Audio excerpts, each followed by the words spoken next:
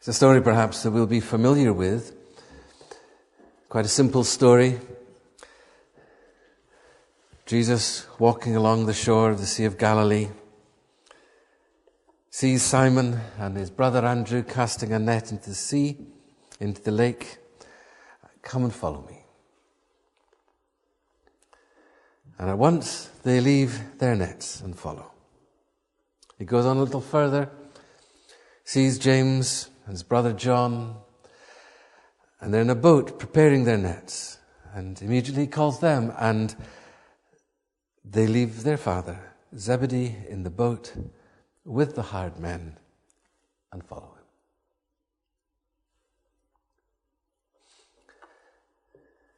When I used to read this story, there were two things that I thought. One was, when I listened to most people reading the passage, or there's a song that actually in it, and it puts the emphasis this way, I'd always thought it was follow me.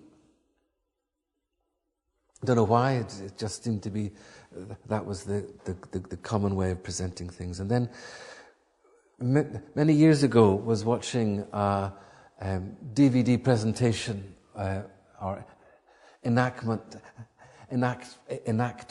of the gospel story. And the actor said, follow me. And it just clicked that was right. See, it seems to me that I'm not sure usually most of us are going to follow anybody. It's not follow me as opposed to follow somebody else. Because, and certainly today in our culture, it's all about self-expression and doing your own thing. It's follow me. And another thing that I'd generally understood in reading this story was that, it struck me in some ways almost a bit bizarre. Here's this complete stranger, so it seems, walking along the shore, and these are two lots of brothers going about their business. Here along comes this chap, and they leave everything and follow him.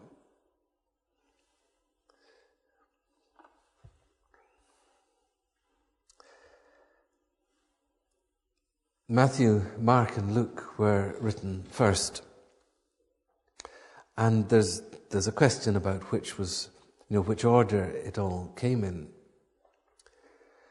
John was written an awful lot later, and it has a different character to it, different kind of style. And John writes as an older man, his companions having aware of the other Gospels accounts, encouraged John to write his account. And so John writes, and he fills in an awful lot that the others don't mention. He starts much earlier. Okay, I know Matthew and Luke have the birth narratives, and John doesn't bring out that, but John starts much earlier, and he misses out, in fact, most of the other stories and the miracles, and just homes in on a few key miracles. But it becomes quite clear when you read John that this was not the first time that the disciples had met Jesus. They'd known him for months.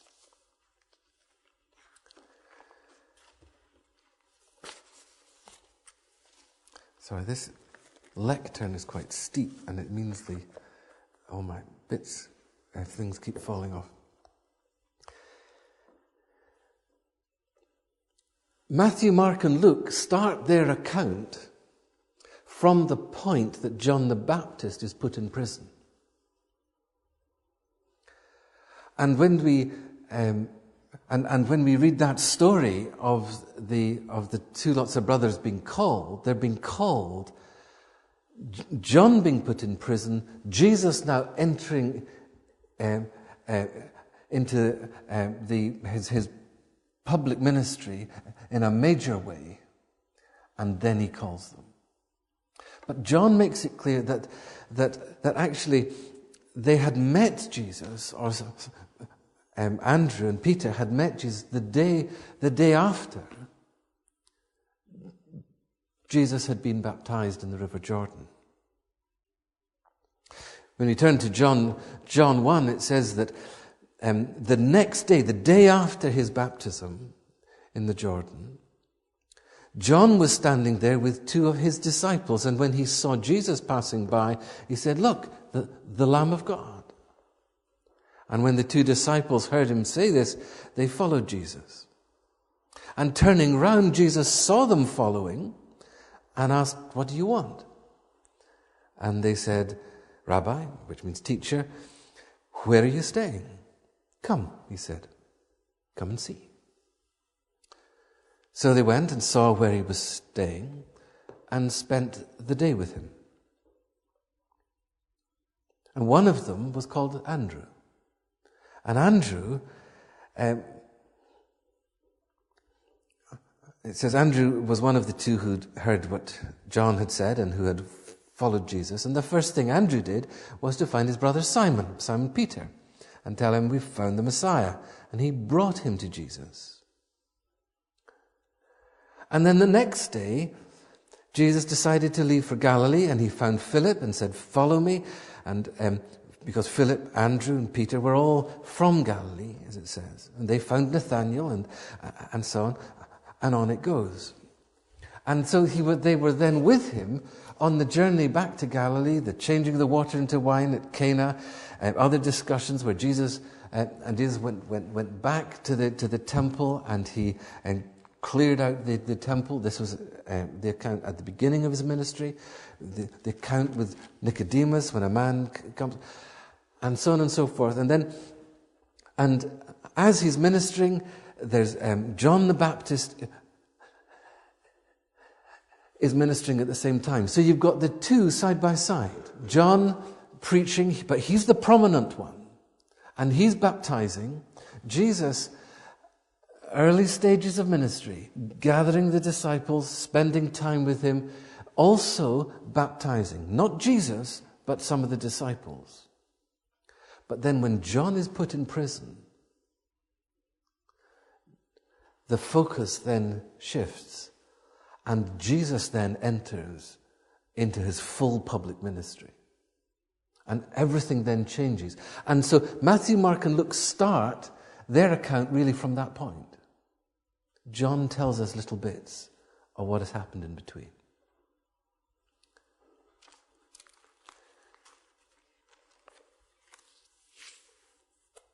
So they've spent time with Jesus. They've sat with him, they've talked with him, they've discussed, they've asked questions, they've seen some of the things he's doing.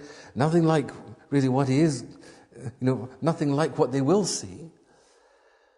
And then there comes a point when he calls them specifically. And so they make an informed choice to follow. And so they leave everything and go with him. And it could hardly have been unexpected. For their father, for James and John's fathers. They'd already spent time away, doing different things, being with him, or the odd day or after. Now he was calling them to spend their time with him full time. And it wasn't just going to be the first time that he spoke to them in this way. There was going to be a point later when, out of all the different, he was specifically going to call 12. And it's interesting reading the accounts of that it says he called the 12 to be with him and to, and I paraphrase here, and join him in his ministry.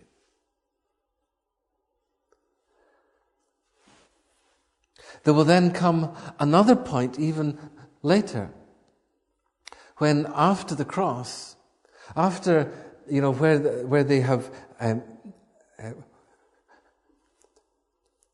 through the confusion, through their misunderstandings, they've all of them been scattered, run away in different ways. Even Peter, who was the chief spokesman, pressed to the point where he had denied that he'd even known Jesus. Then again for Peter, Christ will speak to him again, and again will call him. And we have that account where this is later on, a few weeks after Jesus rose. Jesus again appears with them, and he has breakfast with them on the shore of the Sea of Galilee, and he turns and he says to Peter, "Peter, do you love me?" And asks him 3 times. And Peter, at that point, he then turns and he sees John, who there was always a bit of rivalry between Peter and John. Very different characters. It's only after Pentecost that you see them really together. And he points to John because he knows Jesus loves John. He says, "What about him?" And Jesus says, "What is that to you? In effect, leave him to me. You come and follow me." What we have is a call, and it's come at several points in different ways. A deepening call, a call, where they express interest, and Jesus welcomes them. Come and see, come and find out, and they spend time with him. And then there's a specific call, and then there's a deeper call for the discipleship. And then when they've blown it, that call is renewed. And it gets me asking the question, well, how much of that could we possibly identify with in our own Christian journey? Life is a journey, but the Christian life is a journey. And some of us maybe grew up in church, and it's maybe like the thing with them in the early days. But then there comes a point, there's a call, and there's a requirement to specifically identify and respond to that call. Prior to that, they were hanging out with Jesus, coming and going, continuing doing their own thing. But now it's the next step. And for some people, they may recognize that what that next step is. They have maybe grown up in church and they've moved on. But I think sometimes we can be at that first stage, but we've never really come to the point where, as it were, we've actually heard that invitation, we've responded to and made a decision, a choice, that this now is going to be the priority, the absolute priority in my life. Because that's what Jesus was calling them to. And so they left their nets and went full-time. Now, so when I'm saying this, I'm not talking about entering full-time ministry or being a missionary or whatever. I just mean this recognition that it's all about Jesus. He comes absolutely first, and that's the priority before everything else. But recognizing too, it doesn't stop there, that the call comes again as Jesus calls us deeper, calls us on. And renews the call when we mess up. When we turn to the Old Testament passage, to Genesis, again we have the story of a call. And Abraham is our father in faith, and we're told that Abraham went out not knowing where he was going. He wasn't quite sure where it was going to lead, or he knew he was to go to Canaan. But there were lots of questions and uncertainties, in exactly the same way as with the disciples. When Jesus said, "Follow me," none of them had any idea about the cross. They didn't know the challenges. They didn't know the cost. They didn't know the glory. But they knew him enough to know that they could trust. And so, yes, they knew this was what God had for them. And so they got up and followed. And Abraham, in some way, knew the same. Beginning of Genesis 12, the Lord said, or had said to Abraham, leave your country, your people, your father's household, and go to the land I will show you. But just before that, we find that there's actually more to the story. That Terah, Abraham's father, took his son Abraham,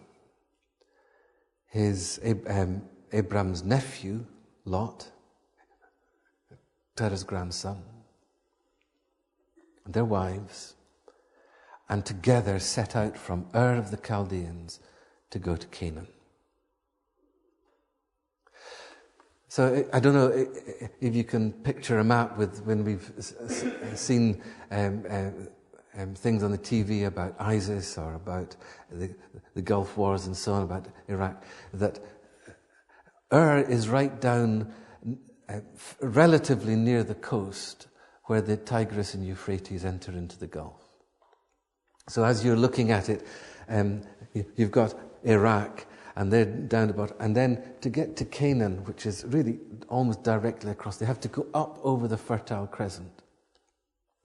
And so they go up to Syria before coming down to what is now Israel. And it says that they set out to go to Canaan, but when they came to Haran, which is in what is nowadays called Syria, they settled there. They had a destination. There was a calling.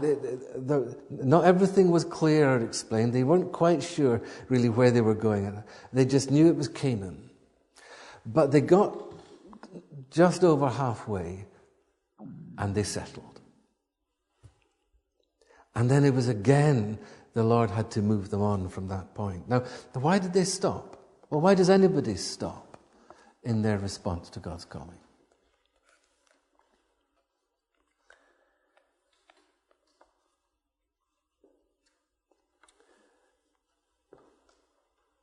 What had it to do with the family?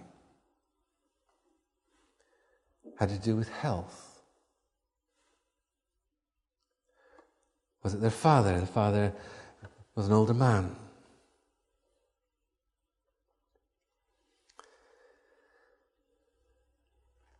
Was it business?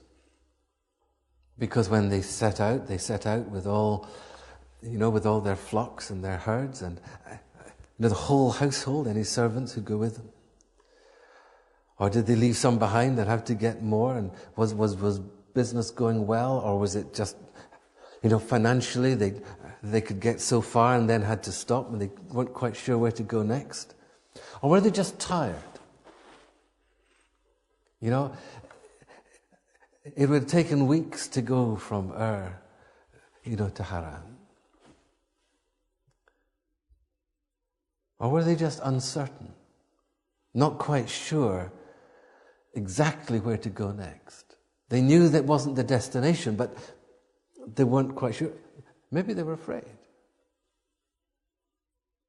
There's all sorts of reasons that we can begin that response and yet get stuck. And we settle for something less than what God has called us to. And something inside knows that there's more, and we're called to more, and yet we can be quite settled where we are.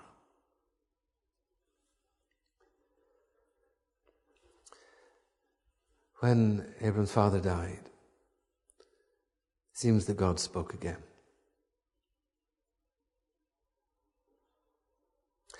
And it could have been perhaps the father who was holding them back. Because maybe the call had gone to Abraham. But Terah had been going to move anyway. And Terah wasn't keen on moving on. But the call came. Leave your country, your people, your father's household. Go to the land I'll show you. I'll make you into a great nation. I'll bless you. I'll make your name great. You'll be a blessing. And I'll bless all who bless you. And if anyone curses you, they will receive my curse. Because all peoples on earth will be blessed through you. So Abraham left as the Lord had told him. Lot going with him. He took his wife, his nephew, all the possessions they'd accumulated and the people that they'd acquired, that's their servants and so on, and they set out for the land of Canaan.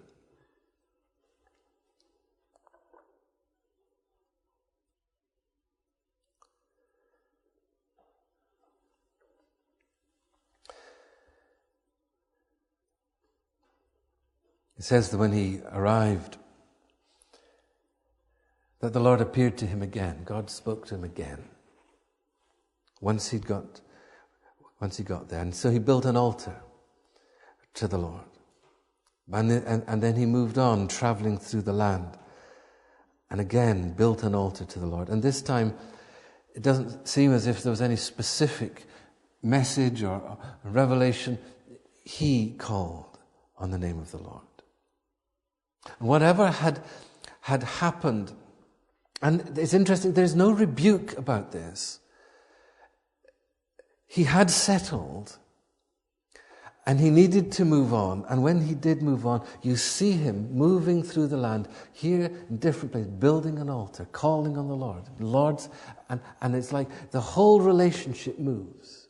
And there's a conversation going on in different ways between God and Abraham at a level that hadn't been happening earlier.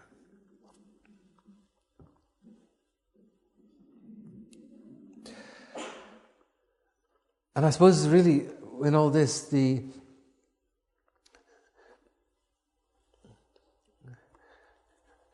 simple question is, where might we be in our journey at the present time? Because it is a journey.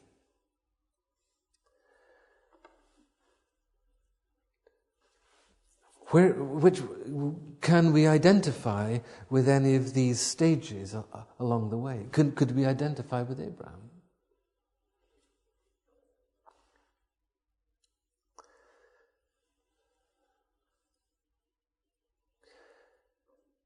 With Abraham, there was just the passage there is just a recognition that where he was now in Haran was not, or at least was not yet, what God had called him to. He was not yet walking in the promise. And I say there's no rebuke about that. It's just the recognition God had more. There's more that God was calling him into. But there is a basic sense, returning to Mark's Gospel, there is a basic sense that having been with Jesus, there is a need to make a specific decision.